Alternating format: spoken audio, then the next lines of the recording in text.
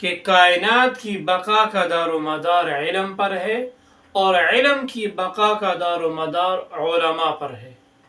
اور علماء کی بقا کا دار و مدار وہ دینی مدارس پر ہے، اور دینی مدارس کی بقا کا دار و مدار سادہ زندگی پر ہے۔ تو اگر دینی مدارس قائم رہیں گے تو علماء بھی پیدا ہوتے رہیں گے،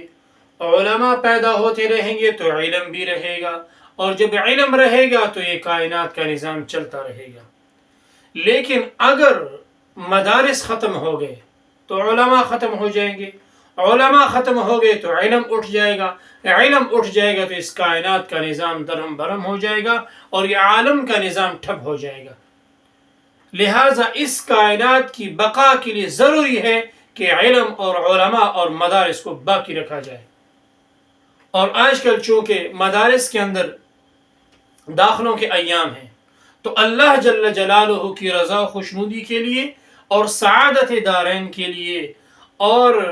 دین اسلام کی ترویج و اشاعت کے لیے ضروری ہے کہ ہم مدارس کو آباد رکھیں، اپنی اولاد کو، اپنے بچوں کو مدارس میں بھیجیں، اور ان مدارس کے ساتھ تعاون کریں، علماء کے ساتھ رابطے میں رہیں۔ جب مدارس آباد رہیں گے، علماء آباد رہیں گے، علماء کی عزت و تکریم اور ان کی قدر و منزلت کی جائے گی، تو پھر علم بھی رہے گا، اور جب علم رہے گا تو یہ کائنات کا نظام یہ چلتا رہے گا، یہ کائنات باقی رہے گی، یہ عالم باقی رہے گا۔ اس کے لیے ضروری ہے کہ ہم مدارس کے ساتھ، علماء کے ساتھ، اہل علم حضرات کے ساتھ تعلق بھی رکھیں، نسبت بھی قائم کریں، وابستگی بھی ہماری رہے، اور ان کے ساتھ ہماری محبت بھی ہو، اور ان کے نقش قدم پر اللہ تعالی ہمیں چلنے کی توفیق بھی عطا فرمائے۔